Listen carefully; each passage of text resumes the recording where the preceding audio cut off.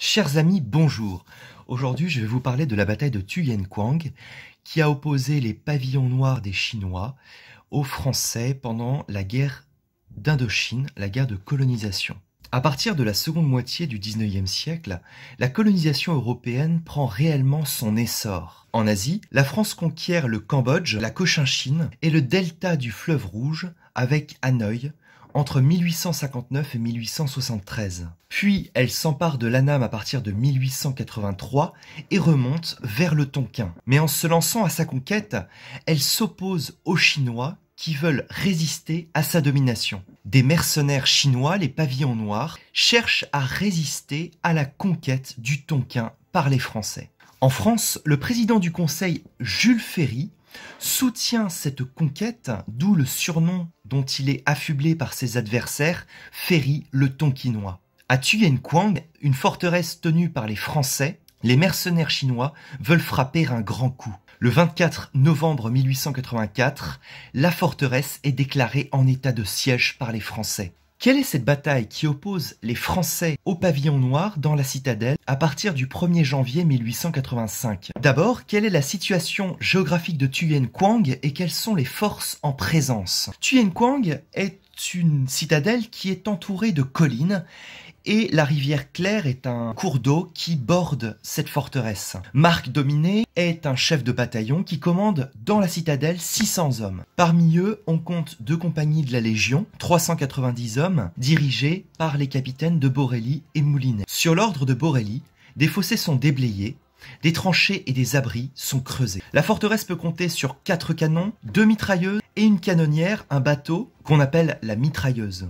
Un blocos est aménagé pour la défendre. Les hommes qui travaillent sont atteints de paludisme ou encore de dysenterie. Les Chinois sont quant à eux cantonnés tout autour de la forteresse de Tuyên-Quang dans des villages fortifiés. Comment se déroule la bataille? Dans la nuit du 1er janvier 1885, les Chinois lancent un premier assaut. Ils sont soutenus par des tirs d'obus et des tireurs embusqués. Ensuite, les attaques ne cesseront pas. Les soldats pris sont décapités et leur tête est fichée au bout d'un grand bambou en face de la citadelle. Le but est de démoraliser l'ennemi. Dans le blocos, on se bat parfois à 19 contre 300. La canonnière, la mitrailleuse tire tout ce qu'elle peut. 25 tireurs d'élite français abattront 800 Chinois tout au long du combat. Chaque assaut chinois est repoussé. Le blocos finit par être abandonné le 30 janvier 1885. Nous sommes un mois après le début de l'attaque.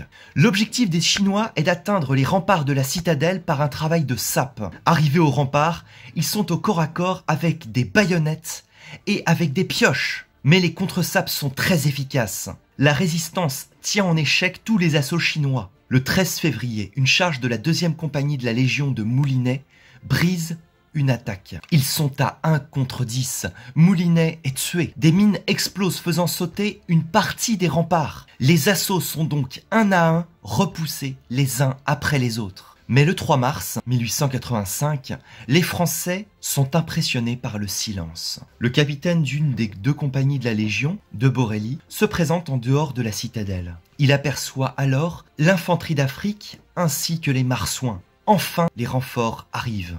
À 16h, Tuyên-Quang est dégagé. Au total, pendant ces près de 3 mois de bataille, 48 Français sont morts, 28 ont été grièvement blessés. Tous les officiers de la Légion sont soit morts, soit blessés. En conclusion, cette bataille est un fait d'armes qui met en particulier à l'honneur la Légion étrangère. Elle a opposé une troupe française bien inférieure en nombre à des pavillons noirs bien équipés. Cette bataille demeure encore de nos jours l'une des plus belles résistances de l'armée française dans un territoire étranger. Elle est célébrée notamment dans le chant de la Légion étrangère, le Boudin. Chers amis, j'espère que cette vidéo vous a plu.